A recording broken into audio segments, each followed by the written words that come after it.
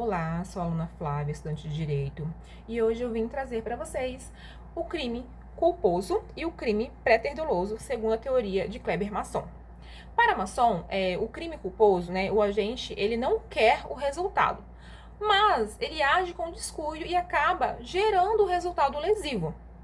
De que forma que é esse descuido? Ele pode ser uma negligência, que o agente ele deixa de fazer algo que deveria ser feito, pode ser por imprudência, que é a falta, né, de cautela e o cuidado necessário, ou também imperícia.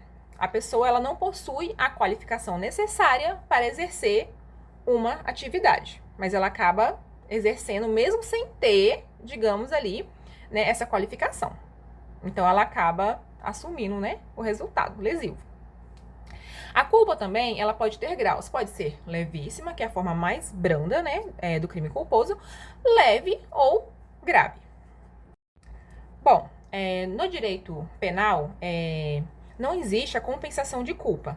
Mesmo que a vítima, né, ela tenha agido com culpa, isso não vai excluir a responsabilidade penal do agente. Mas, claro, isso pode reduzir a pena se a vítima contribuiu para o resultado. Nós temos também a concorrência de culpas. Quando tanto o autor quanto a vítima, né, eles agem com culpa. Temos aí a concorrência de culpa. Isso também pode diminuir a pena ou até excluir a culpa do agente. Pode, tá? Se o comportamento da vítima for a causa principal do resultado. Nós temos também o caráter excepcional do crime culposo. É importante lembrar que o crime culposo, ele só é punido se ele estiver, né, previsto expressamente em lei. Por isso, ele tem um caráter excepcional no direito penal. A exclusão da culpa. A culpa é excluída quando o resultado não podia ser previsto ou evitado. Por exemplo, em caso de fortuito, né, de força maior ou de fato de terceiro, o agente não tem responsabilidade, pois faltou previsibilidade e possibilidade de agir diferente. Então, aí nós temos o que é a exclusão da culpa.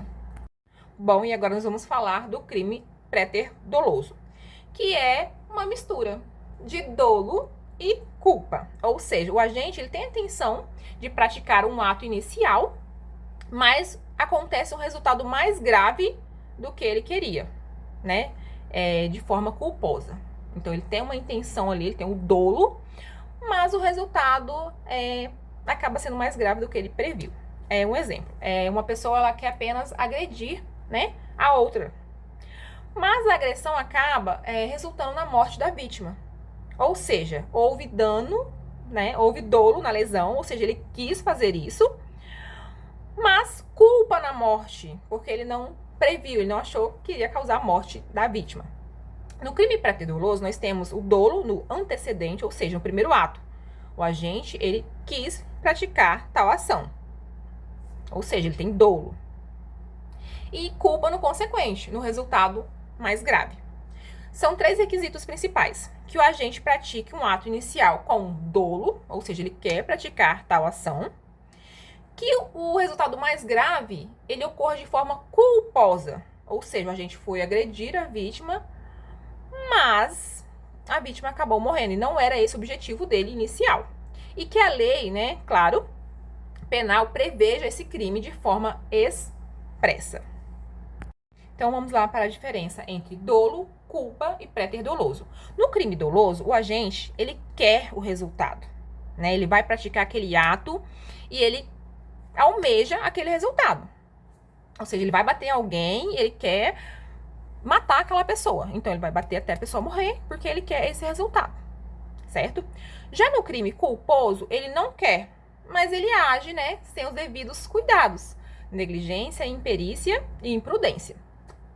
E no crime pré-doloso, ele quer o primeiro ato, ou seja, o agente ele quer bater na vítima, mas só quer bater. Ele não quer causar a morte da vítima, ou seja, ele não quer matar a vítima.